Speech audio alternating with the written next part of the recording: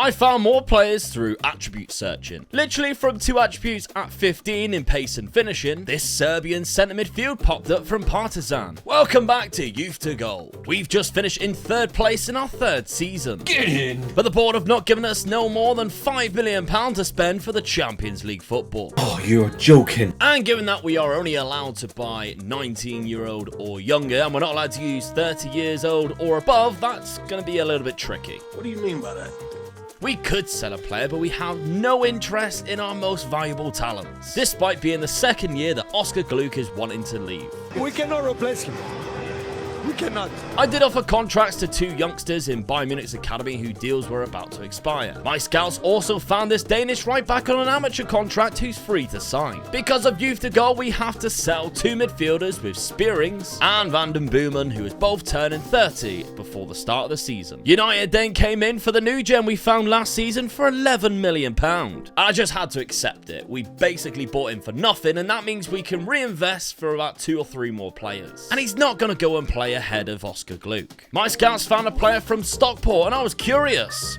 Wow, he is wanted by the big boys in England, so it might not be obtainable, but I have to try. And of course, as soon as I do, so did Chelsea and Manchester City. Ooh, how convenient. For his 19 goals last season, Julian Rijkoff won signing of the season, and his strike partner Delinga also signed a new contract extension. But of course, Heaton chose City over us. With the sale of Joe Miguel to United and the 2 29-year-old midfielders, we've raised £20 million.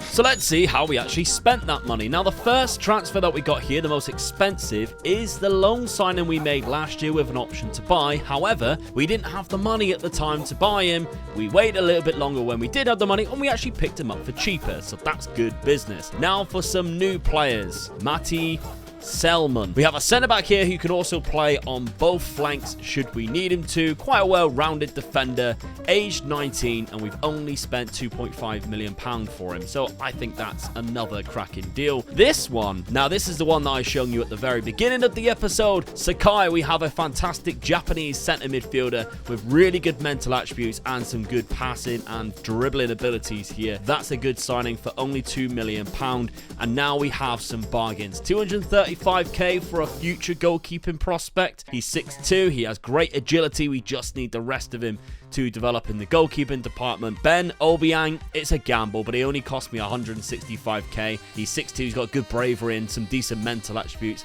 Not quite sure whether he'll amount to anything, but my scouts rated him anyway.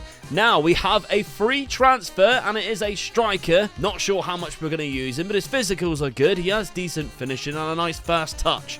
Maybe we'll see him this year. It's Cesar Brazal. And finally, we have the left back that we signed from Bayern Munich, Asnu, who's going to be a backup for us. We have a very interesting August ahead, so let's get cracking. Starting off against Nantes, where Delinga was played through and finished calmly. And when Rijkoff picked up the ball, the midfield run was found and squared for Delinga to score into an empty net. And we looked incredible until the second half when Nantes pulled one back through Guirassy, who then jumped highest and scored an equaliser as well from a set piece. Our CDM also hates Rennes as much as I do and decided to snap Jeremy Doku and give the referee no choice but to show him a straight red card at 0-0. I actually applaud this behaviour, and with 5 minutes left, the boys did Mendoza proud and Rijkoff scored the winner. But it's PSG next, and you know the drill. And if you don't, the PSG match is the perfect opportunity to check to see if you are subscribed to the channel, because imagine us smashing PSG like we did last season and you miss it because you haven't pressed that subscribe button. You're lucky we got by 3-0 here. They have spent £300 million recently, including Enzo Fernandez and Sandro Tonali, which is a bit unfair. But we were back to winning ways when Japanese midfielder Sakai scored the only goal of the game. Our Champions League fixtures are here, and we start off with the toughest task of Bayern Munich, which really didn't start well, with us conceding 2 fairly early goals, and our first Champions League match wasn't as glamorous as we had hoped. We looked a completely different team in the league though when Monaco came to visit, and we sent them back defeated 2-1 with goals from Delinga and Sakai. A draw to Nice, followed by the first hat-trick of the season, and it was Rijkoff who claimed it, with the second being my favourite of the 3 and the third from the spot in a 4-1 win against Dijon. A fantastic away 4-2 win against Montpellier, and it was back back to Champions League football against Club Brugge with Asp Jensen scoring within 2 minutes. Rijkoff doubled our lead within 20 minutes, and Desiree Doué also managed to bag one before half-time. Bruges came out in the second half picking up the first, but unfortunately their only goal of the game. We needed a 90th minute winner in the following match scored by centre-back Selman. The Croatian even scored in the Champions League right after, but Napoli was this time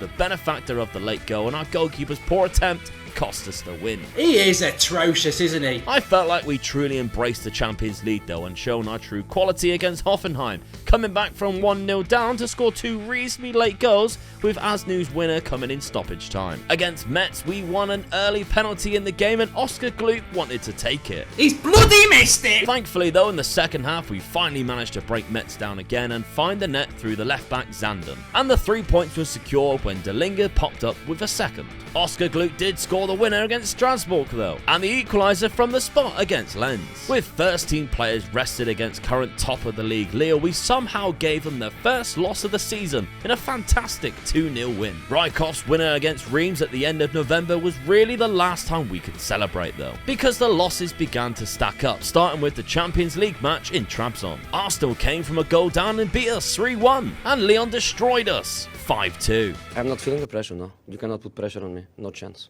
2 draws against Angers and Marseille in the league, and our year ended being knocked out of the cup on penalties. In some miracle, however, that still sees us in 3rd place, and Lille are still top after only losing 1 game to the mighty Toulouse.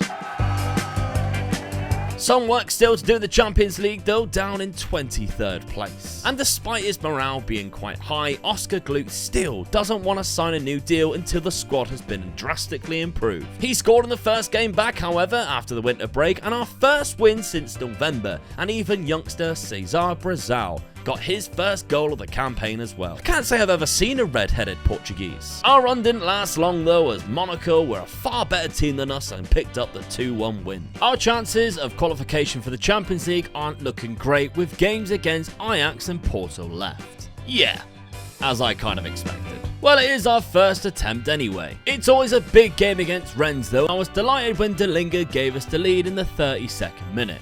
I was not delighted when Amin Gori scored this worldy equaliser 4 minutes later. Thankfully in the league we followed that draw with a win against Lens. And with the Champions League being out of the question now, we really need to qualify back in it by focusing on the league. So every 3 points will matter now, and especially against the top sides like Nice. So Delinga putting in a hat-trick and a 3-0 win is what I call a perfect match day. Come on, man. That's too easy. And an Oscar Gluck run and finish made it 3 wins on the bounce against Dijon. We couldn't make it 4 though, as top of the league Lille beat us 4-1. What? You heard me correctly. Lille are currently 7 points clear of PSG in 2nd and 17 ahead of us in 3rd. We had our youth intake in March and it was not great at all. A very entertaining game against Lyon kicked off the month as we went ahead through an own goal. Not for too long though, as Philip Krastev soon equalised. But before the halftime whistle blew, another 2 goals were still to happen, starting off with Desiree Doué putting us back into the lead. But it was the Chilean international Brereton Diaz whose run caused us a lot of trouble,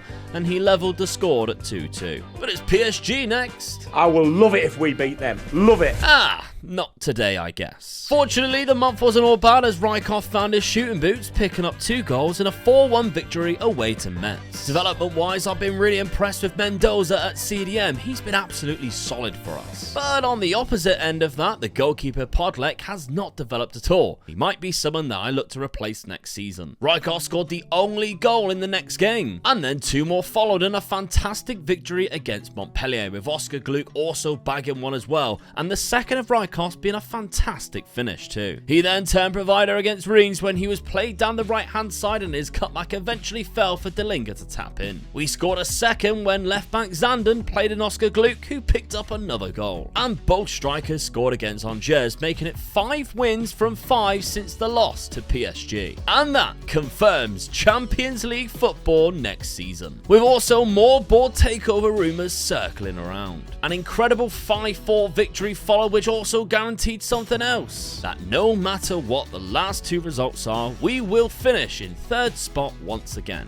Get in. And you might have noticed that PSG and Lille have switched positions. Although they won the Coupe de France, Lille lost 3 of their last 4 games, including a 1-0 loss to PSG, finishing 9 points behind them, a frightening turnaround. Both Rijkoff and Delinga scored 20 more goals this season, but the team needs investment to continue our progression. And the current board, who might well be off soon, have provided us with £14 million for that investment. I'll see you then.